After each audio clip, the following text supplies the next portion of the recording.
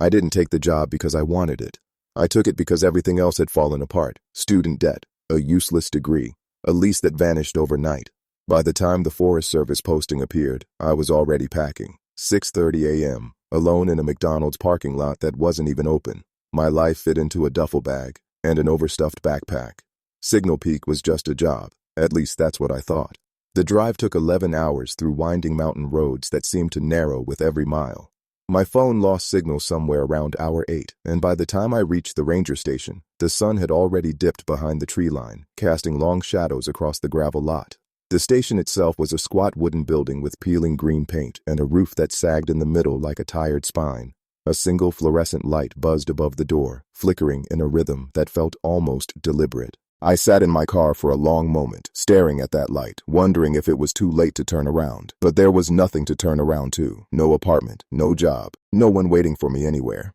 I grabbed my bags and walked toward the door. The man who greeted me was named Earl Whitmore, and he looked like he had been carved from the same wood as the trees surrounding us. Deep lines etched his face, and his eyes held the kind of weariness that comes from seeing too much and saying too little. He shook my hand with a grip that was firm but not aggressive, and he studied my face for a long moment before speaking. "You must be the new one," he said. His voice was low and gravelly, like stones tumbling down a dry riverbed. I nodded and told him my name. He repeated it once, as if testing how it felt in his mouth, then turned and gestured for me to follow him inside.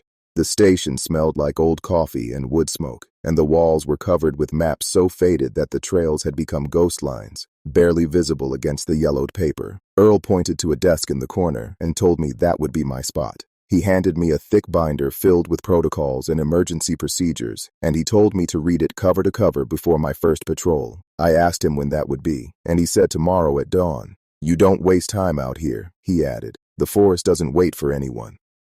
That night, I slept in a small cabin about a quarter-mile from the station.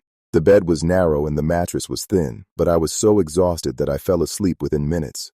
I dreamed of trees, endless rows of them stretching toward a sky that was not quite black but not quite anything else either. In the dream, I was walking through the forest, and I could hear footsteps behind me, matching my pace exactly. Every time I stopped, the footsteps stopped. Every time I turned around, there was nothing there. Just trees, just shadows. Just the feeling of being watched by something I could not see. I woke up before my alarm, drenched in sweat, with the distinct impression that I had not been alone in that cabin. The first week passed in a blur of orientations, trail maps, and radio protocols. Earl was patient but distant, answering my questions with the minimum number of words required and never offering more than what was asked. The other ranger at the station was a woman named Agnes Pritchard, and she had been working Signal Peak for almost 30 years. She was small and wiry, with silver hair pulled back in a tight bun, and eyes that seemed to look through you rather than at you. On my third day, I asked her what had happened to the ranger I was replacing. She paused for a long moment, her hands frozen over the logbook she had been writing in, and then she said a single word: "Gone."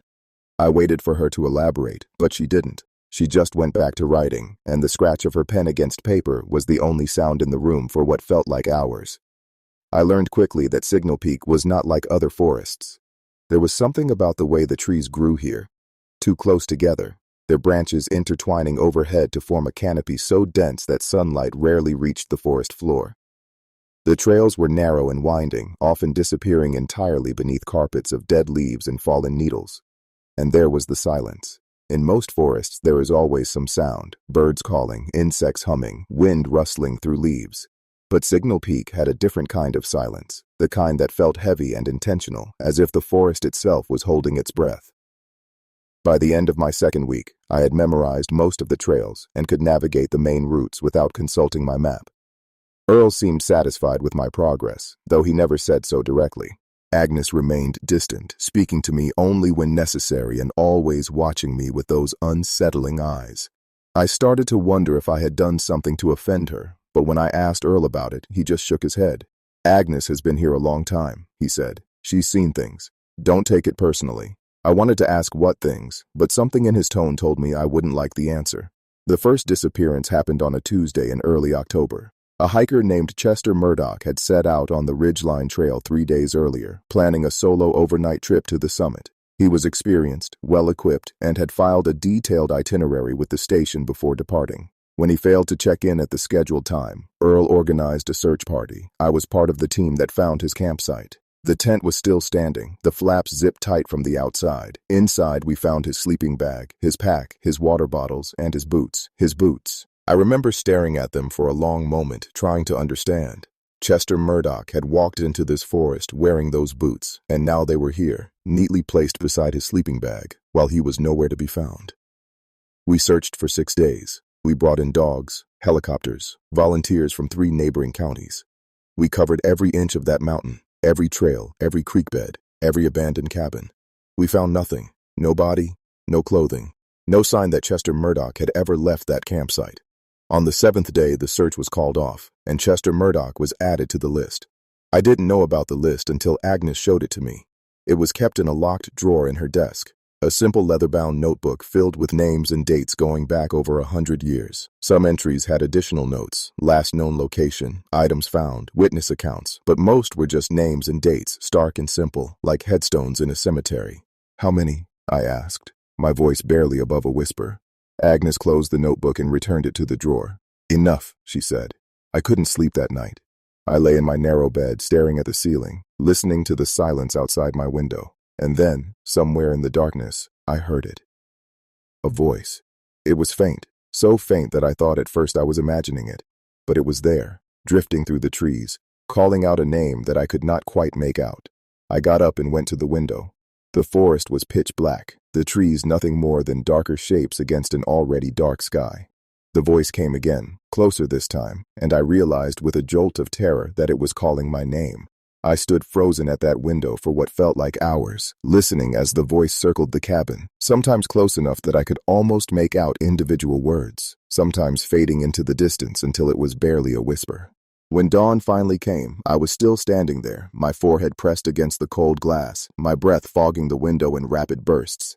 I told Earl about the voice that morning. He listened without interrupting, his face expressionless, and when I finished, he was quiet for a long moment. Then he reached into his desk and pulled out a small leather pouch. He handed it to me without explanation. I opened it and found a collection of items inside. A dried flower, a small stone with strange markings, a lock of gray hair tied with a red thread. "What is this?" I asked. Earl just shook his head. "Keep it with you," he said, "always. And if you hear that voice again, don't answer, never answer." I wanted to demand an explanation, but the look in his eyes stopped me. It was the same look I had seen in Agnes's eyes, the look of someone who had seen too much and learned that some questions are better left unasked. The second disappearance happened 2 weeks later. This time, it was a family, Vernon and Mildred Ashworth and their 2 children, a boy named Theodore and a girl named Opal. They had rented one of the backcountry cabins for a weekend getaway, and when they failed to return their keys on Sunday evening, Agnes drove out to check on them. She found the cabin exactly as Chester's campsite had been found. Everything in place, personal belongings untouched, no sign of struggle or distress. The only unusual detail was the dinner table.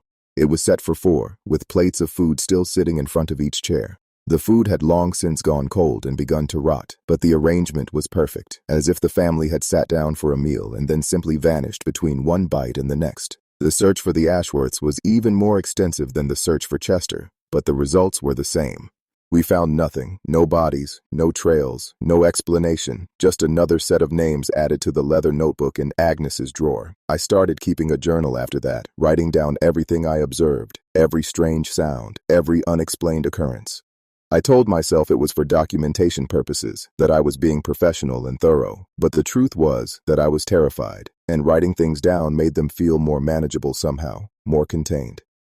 October bled into November, and the forest began to change.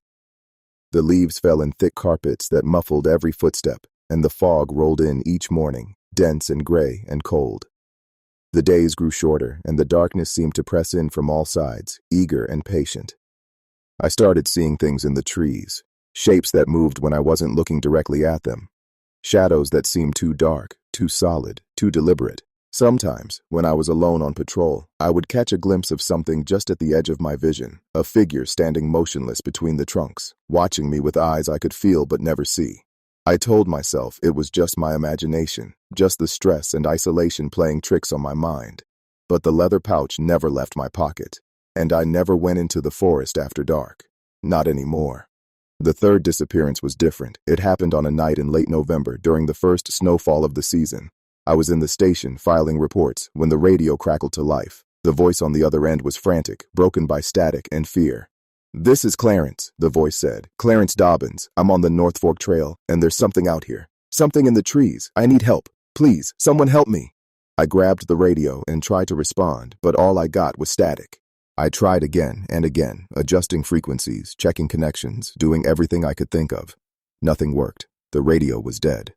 I found Earl in his cabin, already pulling on his boots. He had heard the transmission too. We set out together, flashlights cutting weak paths through the falling snow, and we hiked the 3 miles to North Fork Trail in record time. What we found there still haunts me.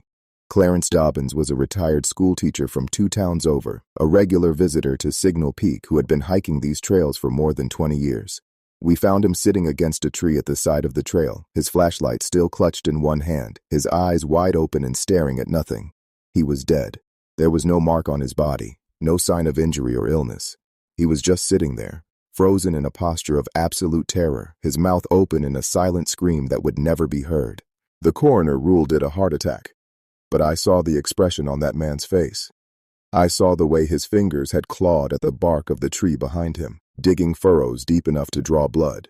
Clarence Dobbins had not died of a heart attack. He had died of fear, pure, overwhelming, incomprehensible fear. After Clarence, I started digging into the history of Signal Peak. I spent my off hours in the county archives, reading through old newspapers and land records and incident reports.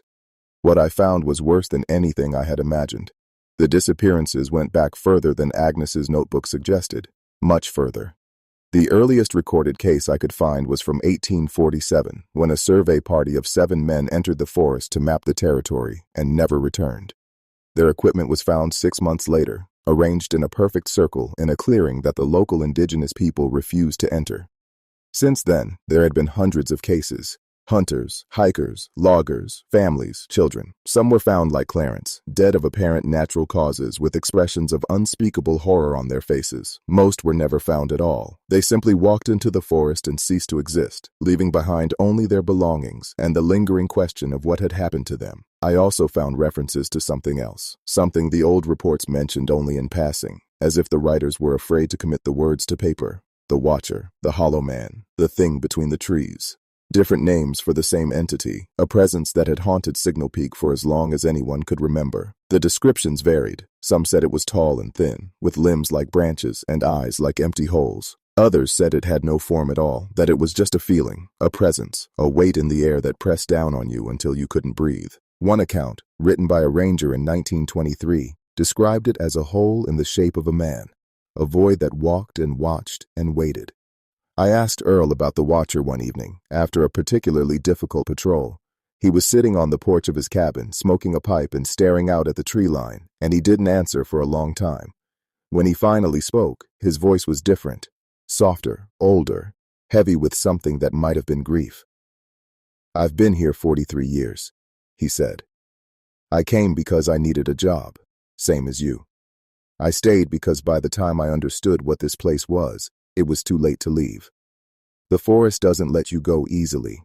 It gets inside you, plants something deep in your chest, and even when you're miles away, you can feel it pulling you back." He took a long drag from his pipe and let the smoke curl up into the darkening sky. "The Watcher is real," he continued. "I've seen it 3 times in all my years here. Each time was worse than the last. I can't describe it to you because there are no words for what it is. It's not a creature. It's not a ghost. It's something else entirely. Something that exists in the spaces between things, in the silence and the shadows, and the moments when you feel like you're being watched, but you can't see anyone there." He turned to look at me then, and his eyes were filled with a sadness so deep it made my chest ache. "You can't fight it," he said. "You can't run from it. You can't understand it. All you can do is survive it, day after day, until one day you don't."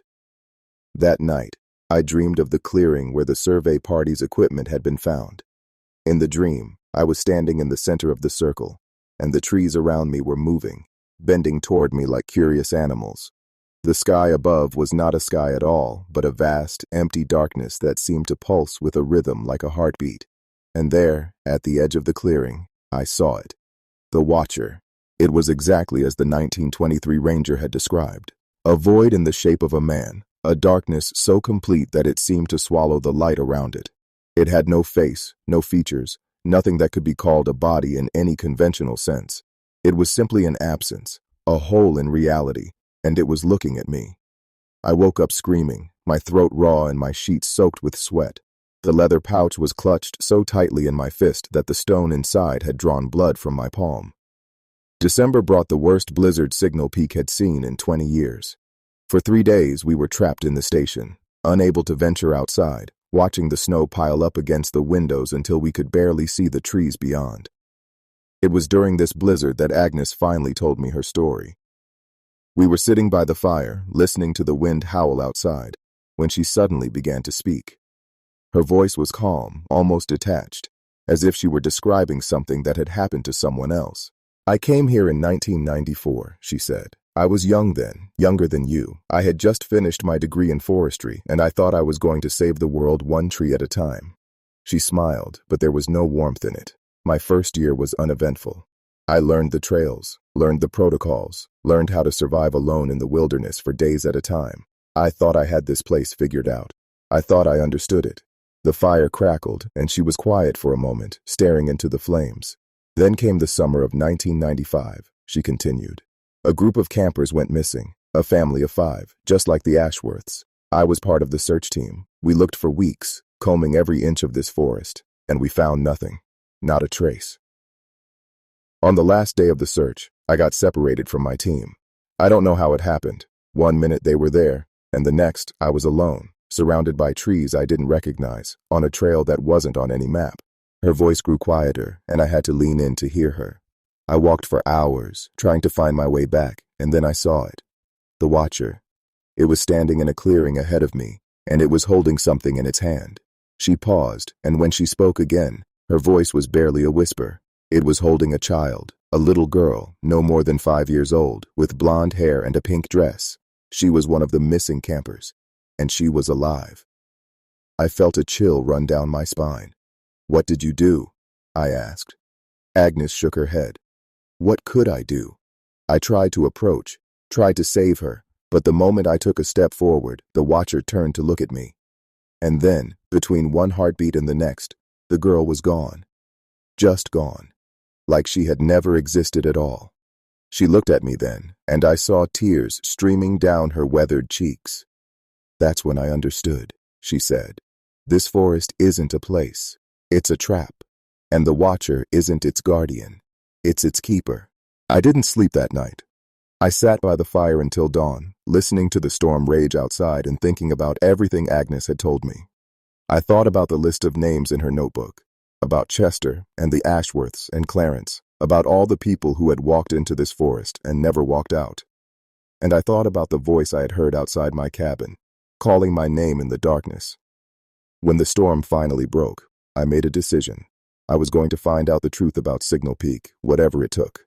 I was going to understand what the Watcher was and what it wanted, and if there was any way to stop it, I was going to find it. The next few weeks were a blur of research and investigation. I tracked down former rangers, local historians, indigenous elders, anyone who might have information about the forest and its dark history. What I learned painted a picture more terrifying than anything I had imagined. Signal Peak had been considered cursed land for centuries. The indigenous tribes who had lived in this region long before European settlers arrived had a name for this place, a name that roughly translated to the Hungry Forest. According to their legends, the forest was home to a spirit of immense power and malevolence, a being that fed on human fear and despair. This spirit had no true form. It was not a god, not a demon, not any creature that could be named or categorized. It was simply hunger given consciousness, emptiness given will. The settlers who came later had their own encounters with the entity. There were records of entire logging camps vanishing overnight, of hunting parties found arranged in strange patterns, of children wandering into the woods and emerging weeks later with no memory of where they had been.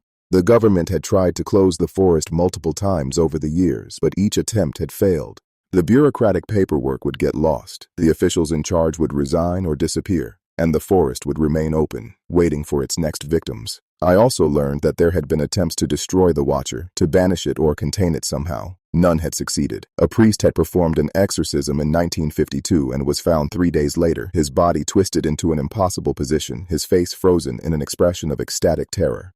A team of paranormal investigators had set up camp in the forest in 1978, determined to document and understand the phenomenon. Their equipment was found a month later, scattered across a 5-mile radius, still running, still recording nothing but static and silence. The investigators themselves were never seen again. But there was one thing that gave me hope. A single account, buried in a century-old journal I found in the basement of the county library. It was written by a woman named Dorothea Crane, who had been a schoolteacher in the area in the late 1800s. Dorothea had lost her husband to the forest in 1889. According to her journal, he had gone out hunting one morning and simply never returned. Devastated by grief, Dorothea had done what no one else had ever dared.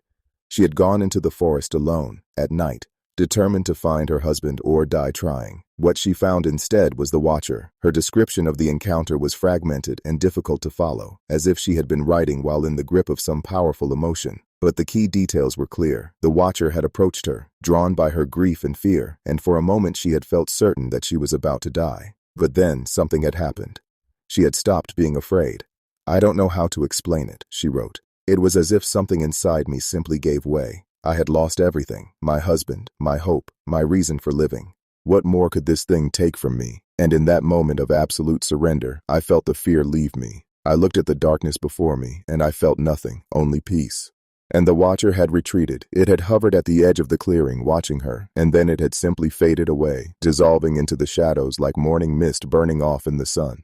Dorothea had walked out of the forest unharmed, and she had lived to old age, never returning to Signal Peak, but never forgetting what she had experienced there. The Watcher could be resisted, not through strength or violence or any external force, but through something internal, something that had to do with fear itself. If you could truly stop being afraid, the Watcher lost its power over you. I read Dorothea's journal 3 times that night, committing every word to memory. It wasn't much. A single account, over a century old, with no guarantee that it would work for anyone else. But it was something. It was hope. The next disappearance happened in early January. A young couple named Horace and Etta Mae Pickett had come to Signal Peak for their honeymoon, wanting to escape the noise and crowds of the city for a few days of peace and solitude. They had been staying in one of the backcountry cabins, and when they missed their checkout time, I drove out to investigate. What I found was different from the previous cases. The cabin was not pristine and undisturbed. It was destroyed. The door had been torn off its hinges, the windows smashed, the furniture overturned and broken, and on the walls, written in something dark and viscous that I prayed was not blood, were words. Over and over again, covering every surface, the same 2 words repeated in increasingly frantic handwriting. "It sees." I searched the cabin and found Horace's journal under an overturned mattress. His final entry, dated the night before, described hearing strange sounds outside the cabin. Footsteps that circled endlessly, never approaching but never leaving, accompanied by a voice that whispered their names in tones of terrible intimacy. He wrote that Etta Mae had started acting strangely, staring out the window for hours at a time, speaking in a language he didn't recognize. "She keeps saying it's beautiful," he wrote. "She keeps saying she wants to go to it. I'm scared. I've never been this scared in my life." That was the end of the entry. I found Etta Mae's wedding ring on the floor near the back door, but no other trace of either of them. That night, I made a decision. I was going to confront the Watcher. I was going to walk into the forest alone, find the entity that had been terrorizing this place for centuries, and I was going to test Dorothea's theory. Either I would learn the truth, or I would become another name in Agnes's notebook. Either way, the uncertainty would be over. I didn't tell Earl or Agnes what I was planning. I knew they would try to stop me, and I couldn't risk that. I packed a small bag with supplies, flashlight, water, the leather pouch Earl had given me, and Dorothea's journal, and I waited until midnight. The forest was different at night. The silence that was oppressive during the day became absolute, a void of sound so complete that I could hear my own heartbeat thundering in my ears. The trees seemed closer together, their branches reaching toward me like grasping fingers, and the darkness between them was so dense that my flashlight beam seemed to disappear into it rather than illuminate it. I walked for hours, following no trail, letting instinct guide me deeper and deeper into the heart of Signal Peak. I passed landmarks I recognized, and landmarks I had never seen before. places that seemed to shift and change when I wasn't looking directly at them. And all the while, I felt it watching me. The presence was subtle at first, just a prickling at the back of my neck, a sense that I was not alone. But as I walked, it grew stronger, heavier, until it felt like a physical weight pressing down on my shoulders. The air grew colder, and my breath came out in clouds of white vapor that hung in the still air like ghosts. And then I found the clearing. It was exactly as I had seen it in my dreams, a perfect circle surrounded by trees that bent inward, their branches intertwining overhead to form a dome of darkness. The ground was covered with dead leaves that crunched beneath my feet with a sound like breaking bones. And there, at the center of the clearing, stood the Watcher. I had thought I was prepared. I had read the accounts, imagined the descriptions, steeled myself for something terrible, but nothing could have prepared me for the reality of what I saw. The Watcher was not a creature. It was not a shadow or a void or anything that could be captured in words. It was wrongness itself, a fundamental violation of everything I understood about reality. Looking at it was like looking at a wound in the fabric of existence, a place where the rules that govern the universe simply ceased to apply. It had no face, but I knew it was looking at me. It had no voice, but I could hear it speaking, not with sound, but with something deeper, something that resonated in the core of my being. It spoke my name, and the word carried with it a weight of knowledge that staggered me. Every fear I had ever felt, every shame, every regret, every moment of weakness and despair. The Watcher knew me. It knew me better than I knew myself. I felt the fear then, rising up from some primal place inside me, threatening to overwhelm my consciousness entirely. Every instinct screamed at me to run, to flee, to escape this impossible thing before me, and for a moment I almost did. But then I remembered Dorothea. I remembered her words, her description of that moment of surrender, and I understood what I had to do. I stopped fighting. I stopped trying to suppress my fear, stopped trying to be brave, stopped trying to resist. I let the fear wash over me, through me, and I accepted it completely. I was terrified. I was alone. I was going to die. And that was okay. In that moment of total acceptance, something shifted. The weight lifted from my shoulders. The cold receded. The Watcher, which had been moving toward me, stopped. I looked at it, really looked at it, without flinching, without turning away, and I felt the strangest thing. Peace. Not happiness, not relief, but a deep, profound peace that seemed to emanate from somewhere beyond myself. I understood then that the Watcher fed on fear, on resistance, on the desperate struggle to survive. When that struggle ceased, when fear was accepted rather than fought, the Watcher had nothing to consume. It was still there, still watching, still impossibly present, but it could not touch me. We stood there for what felt like hours, the Watcher and I, facing each other across the clearing. And then, slowly, it began to fade. Not disappearing exactly, but receding, withdrawing back into whatever space between spaces it called home. By the time the first light of dawn began to filter through the trees, I was alone. I walked out of the forest as the sun rose, following a trail that appeared before me as if the forest itself was guiding me home. I emerged at the ranger station to find Earl and Agnes waiting for me, their faces pale with worry. They didn't ask where I had been. They didn't need to. They could see it in my eyes, the change that had occurred, the understanding I had gained. I stayed at Signal Peak for another 3 years after that night. The disappearances continued, though less frequently than before. I began to teach the other rangers what I had learned, sharing Dorothea's wisdom, helping them understand that the Watcher could be survived if not defeated. Some listened, some didn't. Some walked into the forest one day and never came back. Earl retired in the spring of my 3rd year, leaving Signal Peak for a small house on the coast where he could finally live without the weight of the forest pressing down on him. Agnes stayed, as she always had, watching over the forest and keeping her meticulous records of those who entered and never left. I left eventually, when the pull of the outside world became stronger than the pull of the forest. I took a job in another park, in another state, far from Signal Peak and its hungry shadows. But the forest never truly let me go. Even now, years later, I still dream of those trees. I still hear that voice calling my name in the darkness.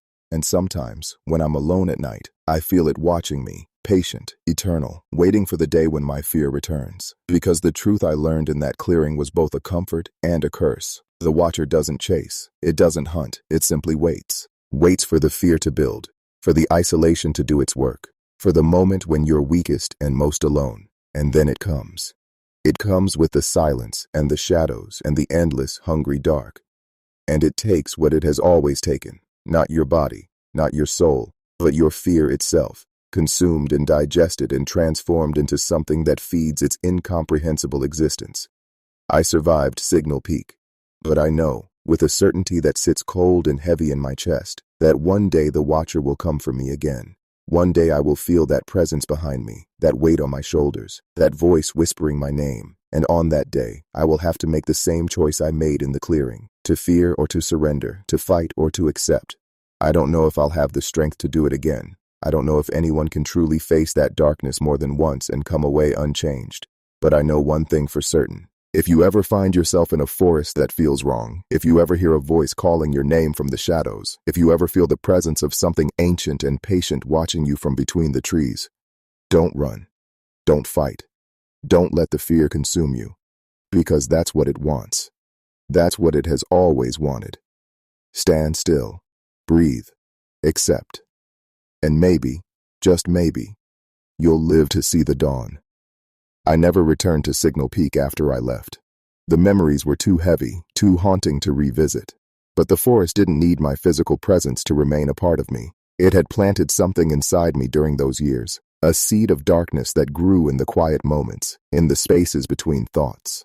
Sometimes, in the middle of an ordinary day, I would catch a scent on the wind, pine and decay and something older, something that didn't belong in the modern world, and I would be transported back to those endless trees, that pressing silence, that ever-present feeling of being watched. The new job was supposed to be a fresh start. Yellowstone was different from Signal Peak in every way that mattered. The trails were well-marked and heavily traveled. The rangers were friendly and professional. The wildlife was dangerous in normal, understandable ways. Bears and bison, and the occasional reckless tourist who thought the hot springs were a good place for a swim. For a while, I convinced myself that I had escaped. I threw myself into the work, learning new trails and new protocols, building relationships with colleagues who had no idea what I had experienced.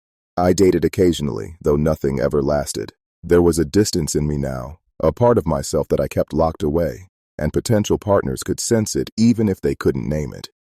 I started sleeping through the night again. Eventually, the dreams of the clearing faded, replaced by ordinary dreams about ordinary things. I almost convinced myself that Signal Peak had been a kind of extended hallucination, a product of stress and isolation and an overactive imagination. But the forest doesn't forget, and it doesn't let go. The letter arrived on a Tuesday in late September, almost exactly 4 years after I had left Signal Peak. It was handwritten on yellowed paper, the script elegant and old-fashioned, and it carried a postmark from a town I didn't recognize. The return address simply said, "The Forest." I opened it with trembling hands. "Dear friend," the letter began, "you survived the Watcher, and for that, I commend you. Few have managed such a feat, and fewer still have done so with their minds intact. You found the truth that I discovered so many years ago, that fear is a choice, and that in choosing acceptance over resistance, we can deny the entity its sustenance. But I must warn you, your ordeal is not over. The Watcher remembers everyone who has looked upon it and lived. It is patient beyond our understanding, with a conception of time that dwarfs our brief human lives. You may think you have escaped, but you have only delayed the inevitable. There is a way to end this, a way to break free from the Watcher's attention forever. I discovered it too late to save myself, but I have spent my remaining years documenting everything I learned. If you wish to know the truth, come to the address below. Come alone. Come before the autumn equinox. And whatever you do, do not speak of this letter to anyone. There are those who would prevent you from learning what I have to share. The letter was signed with a single name, Dorothea. I sat for a long time, staring at that signature. Dorothea Crane had written her journal in the 1890s. If she had been a young woman then, say, in her 20s, she would have been born around 1870. That would make her over 150 years old. It was impossible, and yet the handwriting matched what I had seen in her journal, the same elegant loops and careful strokes. The paper smelled old, genuinely old, not like something artificially aged. And the knowledge contained in the letter, the understanding of the Watcher, the recognition of what I had experienced, could only have come from someone who had truly encountered the entity. I made my decision before I had fully processed what I was reading. I requested leave from work, citing a family emergency. I packed a bag with the essentials, clothes, supplies, the leather pouch that I still carried everywhere, and Dorothea's original journal. I loaded everything into my truck and set out for the address on the letter. The drive took 3 days. The address led me deep into the Appalachian Mountains, to a part of the country I had never visited before. The roads grew narrower and more winding as I went, until I was navigating single-lane tracks through forests that felt almost as old and silent as Signal Peak. I arrived at the house on the evening of the third day. It stood alone at the end of a dirt road, a Victorian structure that had clearly seen better days. The paint was peeling, the porch sagged, and several windows were boarded over. But there was a light burning in one of the upper windows, and a thin trail of smoke rose from the chimney. I parked my truck and approached the door.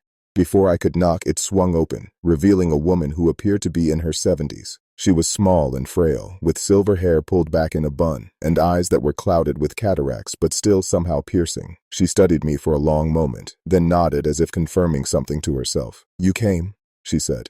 Her voice was soft and papery, like dead leaves rustling in the wind. "I was afraid you wouldn't."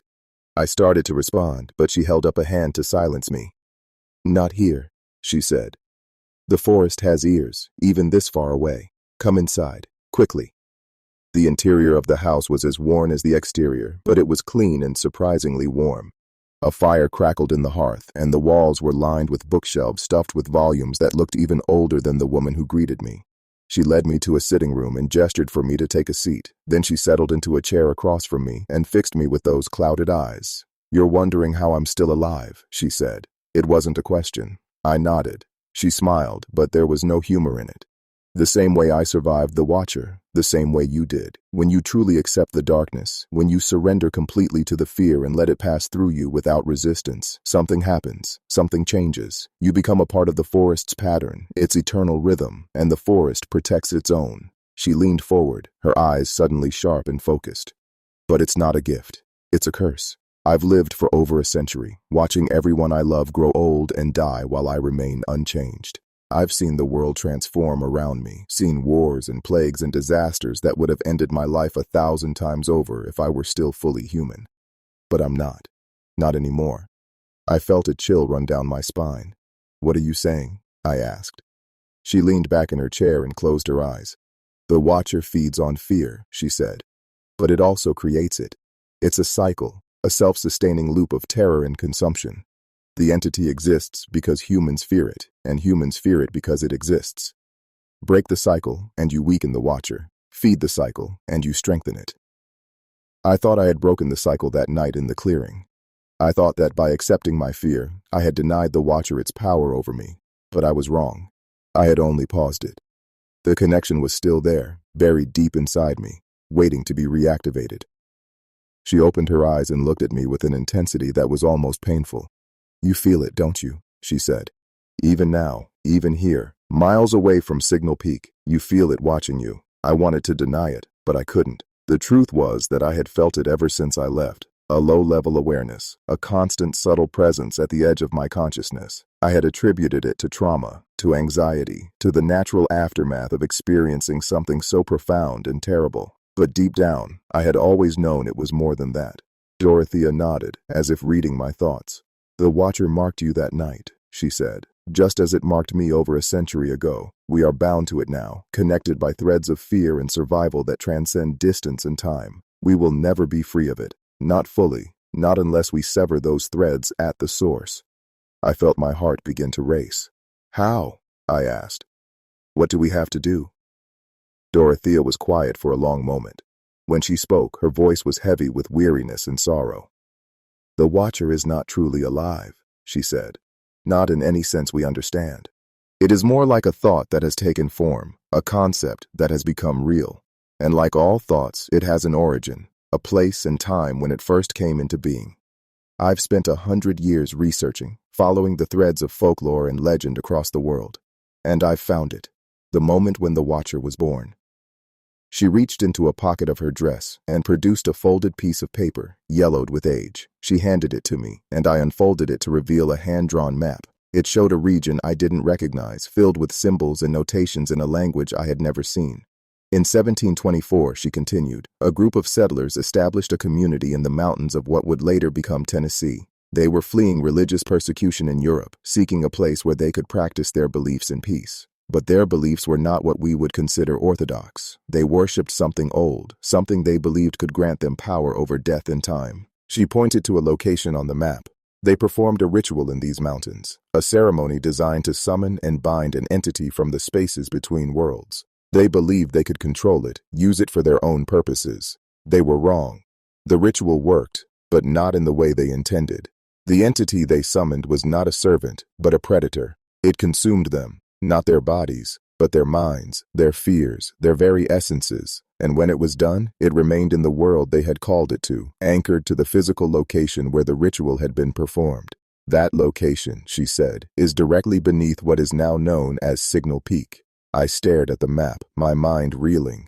You're saying the Watcher was created, I said. By humans. Dorothea nodded. It was not always here. It was brought here, summoned by those who thought they could command forces beyond their understanding. And because it was created, it can be destroyed. The ritual that brought it into being left a mark, a kind of metaphysical scar on the fabric of reality. If we can find that scar and reverse the process, we can send the Watcher back to wherever it came from. I felt a surge of hope, tempered by skepticism. If you've known this for over a century, why haven't you done it yourself? I asked. Dorothea's expression grew sad. Because I can't do it alone. The ritual requires two people who have been marked by the Watcher, two souls connected to it by shared experience. I have been marked, and now you have been marked. Together, we might have a chance. She reached out and took my hand in hers. Her skin was papery and cold, but her grip was surprisingly strong. I know what I'm asking of you, she said. I know it sounds insane, impossible, but I've lived too long with this darkness inside me. I want it to end, one way or another. And I believe, with all my heart, that you are the one who can help me end it. I thought about Signal Peak, about the years I had spent there, about the things I had seen and the people I had lost. I thought about the constant presence I felt, the watchful eye that never fully closed. I thought about all the names in Agnes's notebook, all the souls consumed by the Watcher over the centuries, and I made my choice. When do we leave? I asked. Dorothea smiled, and for the first time, I saw a glimmer of hope in her ancient eyes. Tomorrow at dawn. The journey back to Signal Peak took 4 days. Dorothea was not strong enough to travel quickly, and we had to stop frequently for rest. During those stops, she told me everything she knew about the Watcher, about the settlers who had summoned it, about the ritual they had performed and the one we would need to reverse it. The original ritual had been performed during a solar eclipse, using artifacts that the settlers had brought from Europe. Dorothea had spent decades tracking down those artifacts, and she had managed to recover 3 of the 4 required objects. The last one was still in the forest, buried at the site of the original ceremony. We would have to find it before we could complete the ritual. And there was another complication. The next solar eclipse visible from Signal Peak was only 5 days away. We had a narrow window of opportunity, and if we missed it, we would have to wait another 18 years for the next chance. The pressure was immense, but Dorothea seemed almost calm. She had been waiting for this moment for over a century. A few more days of tension were nothing compared to the weight of all those years. We arrived at Signal Peak on the morning of the 4th day. The ranger station looked exactly as I remembered it, though the paint was a bit more faded and the roof sagged a little more. Earl was long gone, retired to his coastal cottage, but Agnes was still there, older and grayer, but still sharp-eyed and watchful. She met us in the parking lot, her expression unreadable. I knew you'd come back, she said to me. Then her gaze shifted to Dorothea, and something flickered across her face. Recognition, perhaps, or understanding. You must be the one from the journal. Dorothea nodded. I am, and we need your help. Agnes studied us both for a long moment, then sighed and gestured toward the station. Come inside. We have a lot to discuss. The next 2 days were a frenzy of preparation. Agnes proved invaluable, providing us with detailed maps of the forest, including areas that were not marked on any official documentation. She knew the location of the original ceremony site. It was one of the places that rangers were forbidden to enter, a restriction that had been in place for as long as anyone could remember.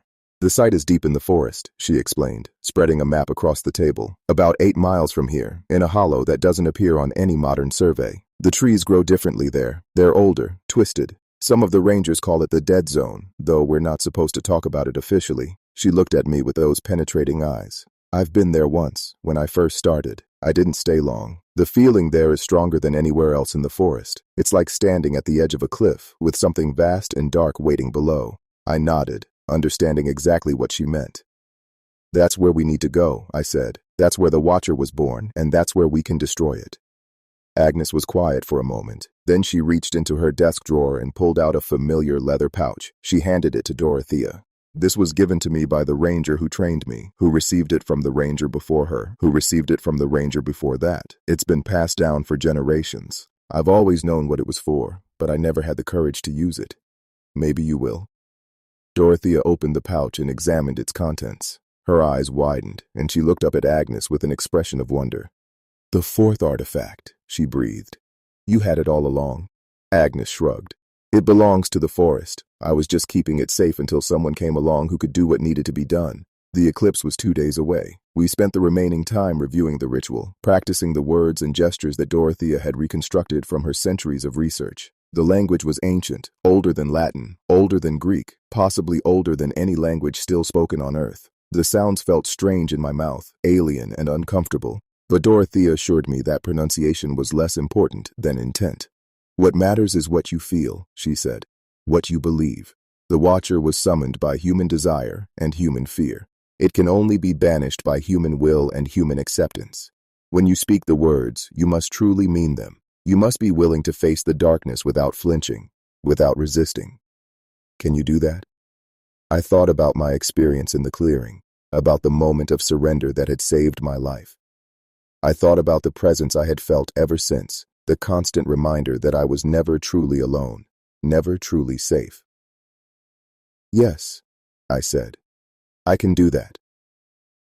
The day of the eclipse dawned cold and gray, with a thin layer of fog blanketing the forest floor. Dorothea and I set out at first light, carrying the artifacts and supplies we would need for the ritual. Agnes walked with us to the edge of the restricted zone, where she stopped and pressed something into my hand. I looked down and saw a small pendant, tarnished with age, bearing a symbol I didn't recognize. My grandmother gave me this, she said. She told me it would protect me from the things that wait in the darkness. I don't know if it's true, but I want you to have it. I tried to give it back, but she shook her head. I've had my time, she said. You two are the ones who are going to end this. If that pendant can help even a little, it belongs with you. She looked at us both, and I saw something I had never seen in her eyes before. Hope, good luck, and may God go with you. The journey into the restricted zone was unlike anything I had experienced before. The forest seemed to close in around us with every step, the trees growing denser and more twisted, their branches reaching toward us like grasping fingers. The fog thickened until we could barely see 10 feet ahead, and the silence was so complete that it felt like a physical pressure against my ears. Dorothea moved with a sureness that belied her apparent age, navigating the trackless forest as if following an invisible path. I realized that she had been here before, perhaps many times over her long life, studying the terrain and preparing for this moment. After 4 hours of walking, we reached the edge of the hollow. I knew it immediately, not from any visual landmark, but from the feeling that washed over me, a sense of wrongness so intense that it made my stomach lurch. This is it, Dorothea said. Her voice was barely above a whisper. Beyond this point, the Watcher's power is at its strongest. Are you ready? I wasn't. I would never be ready for what lay ahead. But I nodded anyway, and together we descended into the hollow. The hollow was a natural amphitheater carved into the mountainside, surrounded on all sides by cliffs that rose toward a sky that was rapidly darkening as the moon began its transit across the sun. At the center of the hollow was a clearing, and at the center of the clearing was a stone, a massive black monolith that seemed to absorb the light around it rather than reflect it. Dorothea gasped when she saw it. The anchor, she said. This is where they performed the ritual. This is where the Watcher entered our world. We approached the stone with caution, every sense alert for danger. But nothing moved in the hollow. Nothing stirred. Even the air was still, as if the world itself was holding its breath. Dorothea began setting up the ritual, arranging the 4 artifacts at cardinal points around the stone. The first was an ancient dagger, its blade blackened with age but still sharp. The second was a mirror of polished obsidian, its surface dark and deep. The third was a book bound in leather that looked disturbingly like human skin, filled with words in that strange ancient language. And the fourth was the contents of the leather pouch, a collection of items that I now recognized as relics of the original settlers, personal effects that had been used to anchor the summoning ritual. As the eclipse reached totality, the world went dark. Not just dim, but truly dark, darker than any night I had ever experienced. The only light came from the artifacts, which had begun to glow with an eerie phosphorescence. And then the Watcher came. It rose from the stone like smoke from a fire, a column of darkness that coalesced into that terrible familiar form. It was larger here, more substantial, more real. Its non-eyes fixed on us with an intensity that felt like physical pressure, and I heard its voice in my mind, a torrent of whispers that spoke of fear and despair and endless, endless hunger.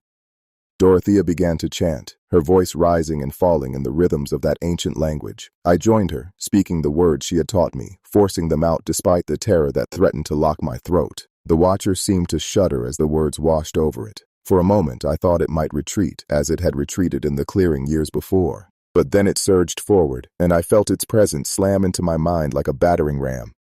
I saw things then. Terrible things. Things that no human was meant to see. I saw the origins of the Watcher, the space between spaces where it had dwelt before being summoned. I saw the settlers who had called it forth, their faces twisted with greed and fear as they realized what they had done.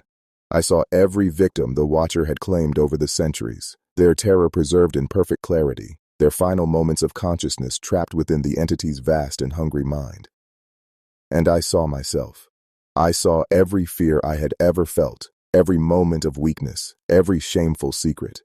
I saw the life I had lived and the death that awaited me, not an ending, but an absorption, a merging with the Watcher's consciousness that would preserve my fear forever, feeding the entity until the end of time. I felt my resistance crumbling, my will wavering. The ritual faltered as my voice failed, and I saw Dorothea struggling too, her face pale and drawn, her chant becoming ragged. We were losing. After all the preparation, all the sacrifice, we were losing. And then I remembered something. Not Dorothea's words, not the ritual, but something Agnes had said as we left the station that morning.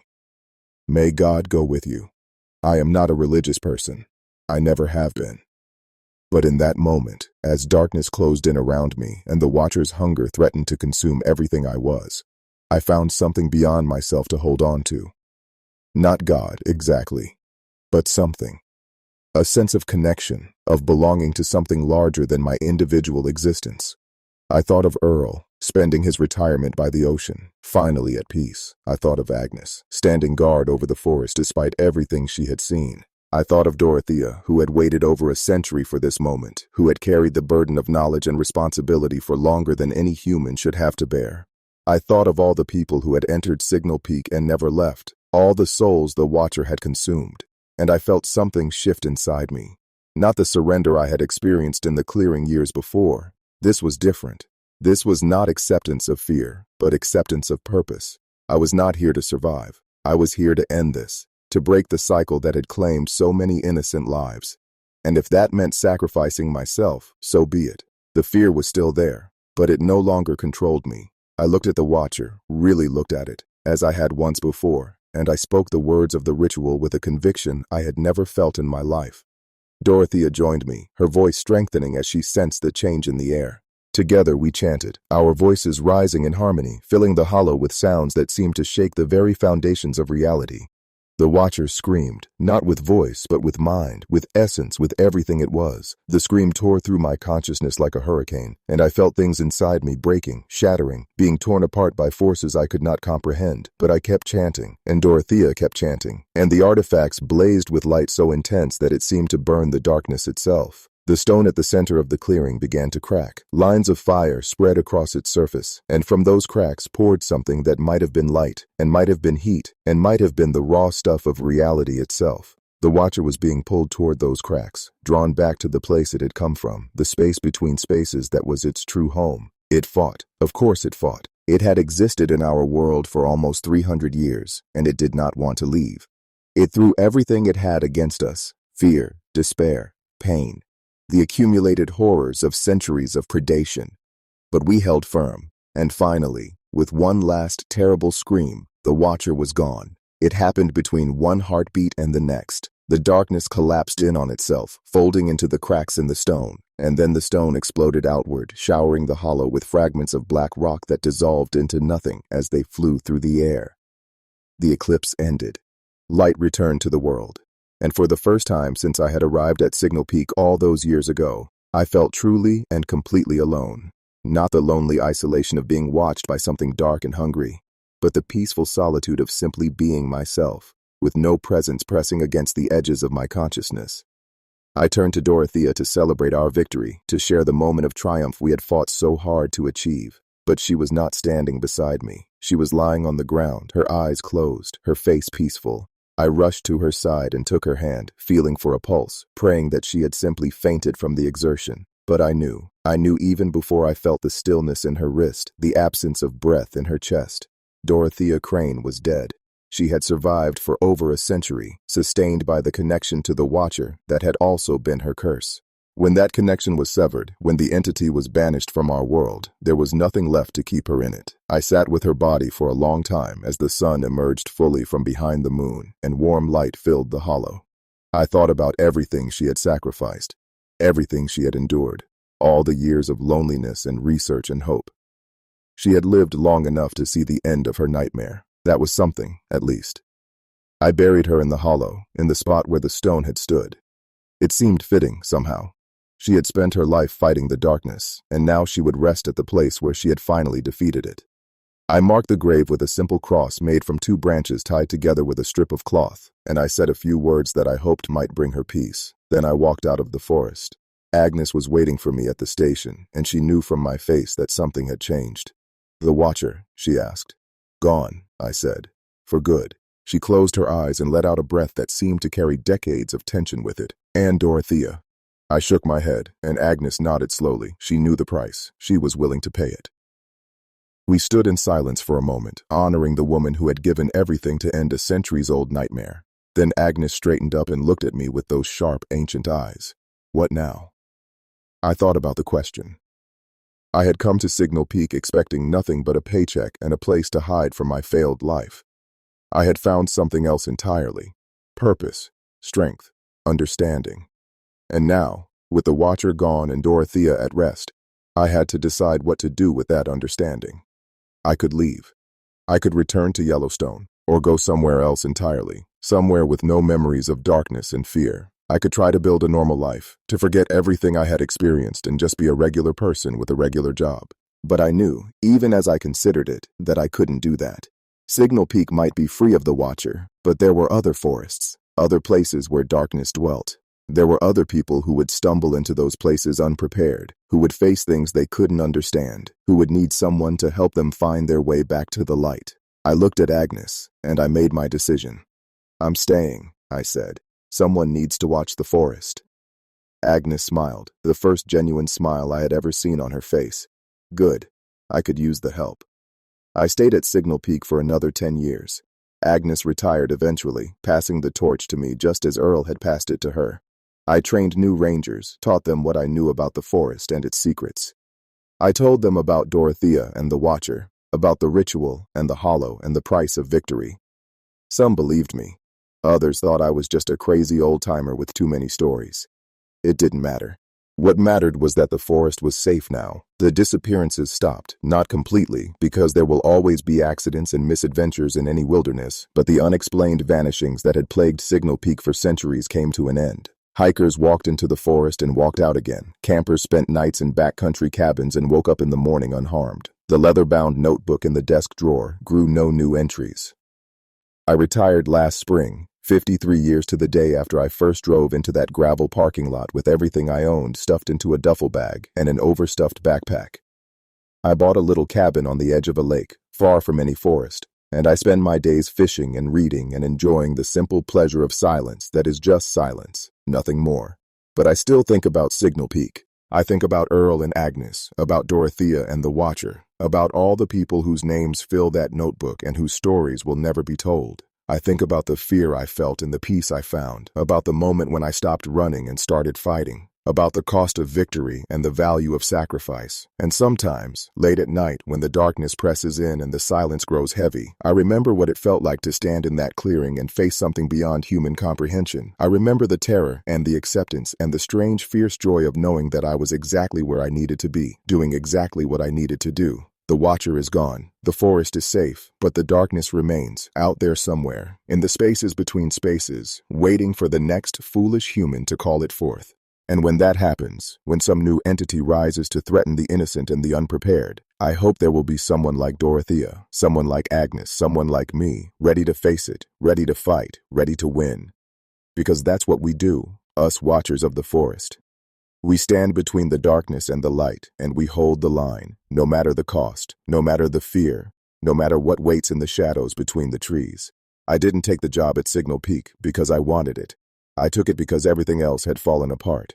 But what I found there, what I became there, was worth every moment of terror, every sleepless night, every brush with the incomprehensible dark. The forest made me who I am, and I wouldn't change a thing. Except maybe I would tell Dorothea, if I could, that her sacrifice wasn't in vain, that the world is a little bit safer because of what she did, that her name at least will not be forgotten. Because I remember.